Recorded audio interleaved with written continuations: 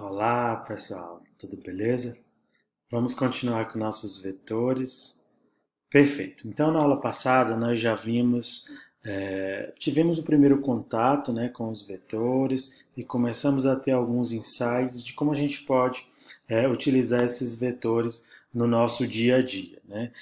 E isso é maravilhoso, porque a gente ganha muitos poderes para trabalhar com dados, né, com volumes de dados, né, bem maiores do que simplesmente com algumas variáveis. Então, é uma variável que você aponta para uma coleção de elementos, né? Isso é muito interessante e bastante poderoso.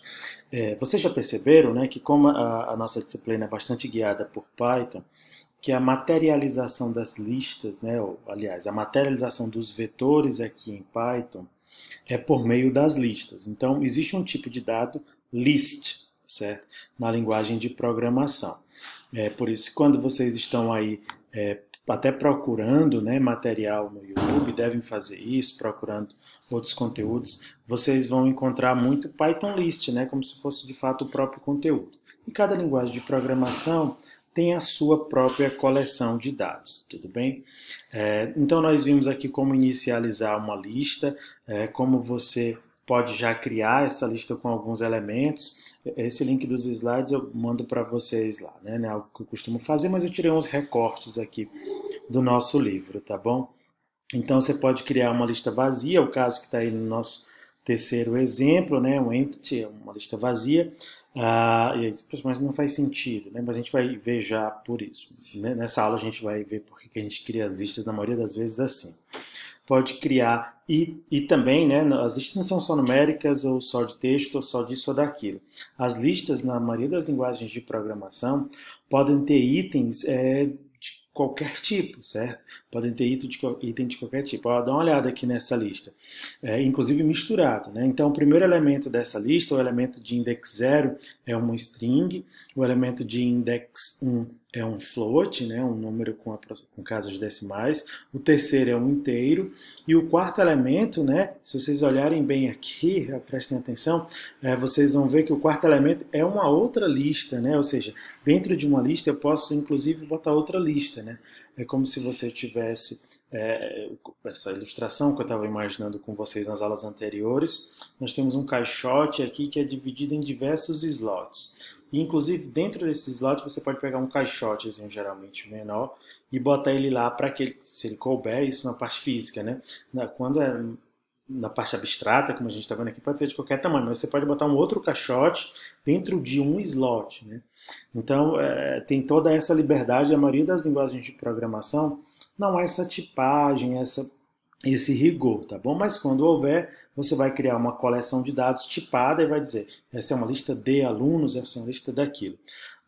De qualquer forma, mesmo permitindo isso, na maior parte do tempo, nós vamos estar lidando com listas de um determinado tipo de dado, certo? Na maioria das vezes, sim, você vai estar com a lista de alunos de fato, uma lista de compras, uma lista de livros, uma coleção de elementos do mesmo tipo. Nós vimos também na aula passada que a gente consegue alterar o valor de uma determinada posição. Então, abri o terminal e depois também na aula de quinta-feira a gente fez via um programa onde a gente pode fazer isso, né? Então, olhem só esse slide aqui como ele está, né? Então, você pode criar uma lista numbers que tem dois elementos, posição 0 e posição 1, valores 17 e 23. Isso é a declaração já com inicialização de valores.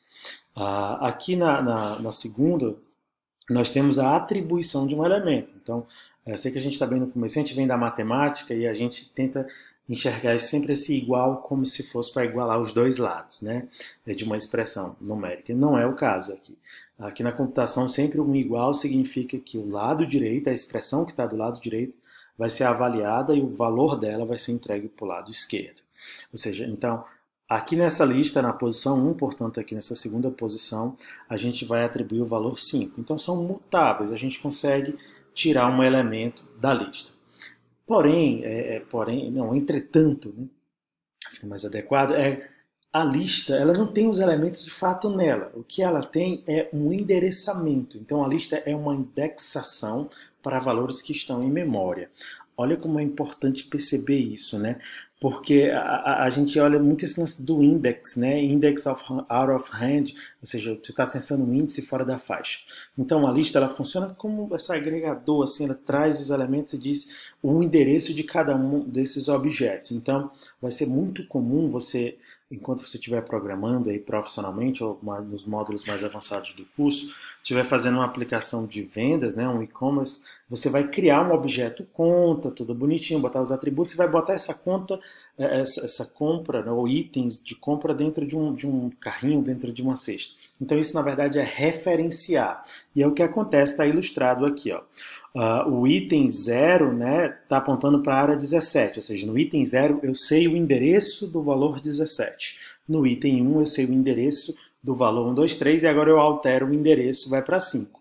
Se ninguém mais estiver apontando para esse valor 1, 2, 3, ele vai sair da memória, tá bom? E uma lista vazia é uma lista que não tem catálogo de endereço de nada, tá bom? Perfeito. Vamos avançar aqui. E nós já tínhamos visto que as strings eram coleções, né? As strings são coleções. E a gente já aprendeu muita coisa de lá. Uma string é uma coleção de caractere. E o vetor é uma coleção de qualquer coisa com mais liberdade, né? Então, nessa aula a gente vai ter contato com diversas operações. A gente vai materializar isso aqui em Python, mas na linguagem que você tiver, muito certamente tem um framework de coleções ou uma biblioteca de coleções, tem as coleções padrão lá. E você vai encontrar todos esses métodos ou métodos equivalentes lá. Algo bastante comum nas coleções é verificar a existência de um determinado valor. Rogério consta na lista de alunos, o veículo Argo consta na lista de veículos vendidos, os mais vendidos, coisas desse tipo é bastante comum acontecer. E o operador IN, que a gente já conhece, ele funciona muito bem para as coleções. Então você consegue montar uma expressão booleana. Do lado esquerdo do IN você diz qual é o valor que você quer verificar. Então eu quero verificar se Eden está na coleção de queijos, né? Cheese, in cheese. Ou seja, Eden, esse valor está nesta coleção. Então isso tudo aqui é uma expressão booleana. Expressão significa unidade de código com valor, a gente já sabe disso. E expressão booleana é uma expressão que pode ser avaliada como true ou como false. Então, ó, Brie, aqui, não sei se é Brie ou se é Bry, em cheese, existe isso, né? Aqui em cheese está falso, né? Não existe. Então, é um operador como outro qualquer, mas ele tem esse sentido do contém. O que esse contém faz na prática, né? Eu posso, por exemplo, passar uma atividade para você e dizer que você não use o operador in, porque eu gostaria que você pensasse como é que funciona. E você já sabe que a gente fez lá em string um contém. Então, como é que funciona na prática o contém? Você pega o valor que você está procurando e começa a percorrer os elementos que estão na lista. Aí você verifica, o primeiro elemento é igual ao que eu estou procurando? Sim, se for, retorna logo true. É uma função que pode parar abruptamente ou parar assim que encontrar. Não, não é. Avança para o segundo, para o terceiro, até o último. Se ele conseguir percorrer todos, inclusive o último, e nenhum for igual, aí você, após o for, ou após o while, você retorna o false. Não contém, tá bom? Então o in é só um açúcar sintático para isso, tudo bem? Deixa eu abrir aqui o terminal só para mostrar isso aí para vocês, né? Tá bom. Os códigos que eu coloco aqui no terminal, viu? Eu sei que nós somos bebezinhos, mas vocês podem botar diretamente lá no Python de vocês, né? No .py, no arquivo Python, que ele vai funcionar. O que a gente está fazendo são testando instruções isoladas, que é para isso que o terminal serve, e é muito bom linguagem de programação que é possível fazer isso, né? Como Ruby, como PHP, como JavaScript. Então eu tenho uma lista aqui, eu vou chamar até de lista mesmo, e eu vou colocar aqui alguns valores numéricos, que é mais simples para mim. Bom, muito bem, está aqui. Então a lista existe. Se eu quiser verificar a existência de um determinado valor, então eu faço o seguinte, eu vou verificar se o set in lista. Então essa é uma expressão, né?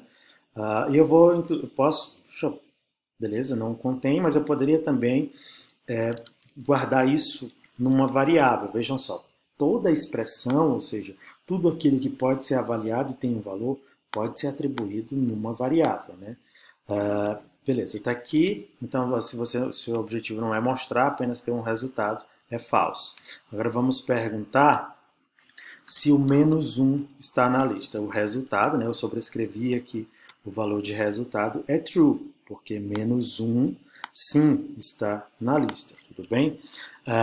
E cabe um detalhe aqui sobre o in, que também é possível fazer a negação dele, tá bom? É possível fazer a negação dele diretamente lá. A negação aqui do Python é o not. Em muitas linguagens a negação é com exclamação, aqui em Python é o not. Eu quero saber se o set não está na lista, né? O set não está na lista, not in lista, true, é verdade, porque a lista tem 5, -1, 9 e 11, então o set é verdade que o set não está na lista. Então, pode ser necessário que vocês precisem, em algum momento, verificar se um determinado elemento não está na lista, tá bom? Então, esse é o operador in, é muito bom. Muito, muito útil mesmo, bastante útil. As linguagens de programação, no geral, têm esse operador in, e o sentido dele é que é importante você compreender. Aqui nós temos dois operadores que eles também estão disponíveis nas linguagens de programação diversas por aí, mas mais por meio de métodos, né? Vou já falar novamente o que são esses métodos. Mas em Python você consegue utilizar esses operadores, e é muito interessante. Então você consegue juntar duas listas somando, como se elas fossem dois valores quaisquer. Então você bota os elementos de um lado, os elementos de um outro, e o resultado vai ser uma terceira lista com a junção desses dois elementos. Então se eu tenho aqui nomes, vou botar nomes pequenos, Joe, Anne Frank e Mary. Tá bom, eu tenho nomes e tenho números, né? Números não, é lista, né? E tenho lista, perfeito, nomes e lista. E eu posso criar uma outra coleção, né? Coleção, que vai ser a junção de nomes mais lista. Vejam só, eu consigo somar. Deu certo, né? Para eu ver os valores, eu digito aqui no terminal e ele estendeu a lista. Então, ele juntou os dois elementos. Então, quando você precisar fazer isso, em Python você utiliza o operador de concatenação, né, de string, como se fosse uma concatenação de strings, mas é uma junção. E você pode também utilizar o operador de multiplicação, a gente já utilizou ele na aula passada. Isso é algo que até agora eu só vi em Python, mas talvez exista em outras linguagens, tá bom? Então você pode, e a gente já viu isso aqui, né? Eu posso pegar aqui, eu quero 3, que você repita 3 vezes isso aqui, né? Ou seja, repita a lista 3 vezes, então ele vai criar. Isso é muito interessante, você pode multiplicar uma lista e o resultado vai ser uma lista repetindo os valores n vezes, né? Então, repetiu, vai gerar uma lista onde vai repetir cada um dos valores, essa quantidade de vezes. E você pode repetir uma lista com mais de um valor, não só tendo um valor. Ele vai repetir 9, 4, 5, 3 vezes. Você já vai botar ela aqui, 1, 2, 3 vezes lá dentro. Tudo bem? Perfeito. Avancemos aqui na apresentação das diversas operações que a gente faz em lista, né? Não é necessário que você aprenda de cara tudo isso, né? O que vai acontecer é você, aos poucos, você vai usando, vai precisando, abre aqui essa videoaula e vai verificando, é possível fazer isso, é possível fazer aquilo, tá bom? Vai por necessidade. Para você se tornar um bom programador, é programando, assim que você vai fixando as possibilidades. Perfeito. Vamos aqui, então, nos slices, né? Que é o último item aqui desse vídeo. A gente já conhece os slices. Quem veio lá de string viu que a gente, uma vez por outra, precisava tirar um pedaço da string. Então, o slice é como se fosse isso, é um pedaço. Então, não tem nada, nenhuma novidade, é a mesma lógica do for, né? Como assim a mesma lógica do for? Quando você vai tirar um pedaço, você vê de onde você quer pegar até onde, né? Sempre que esse fim, né, como se fosse o index -1, porque ele é uma fatia. Não precisa alongar muito sobre isso, mas vamos lá então aqui. Se eu tenho nomes, né, eu posso fazer o seguinte. Quero me dê os nomes 1, 2, não 3. Deixa eu botar aqui 3.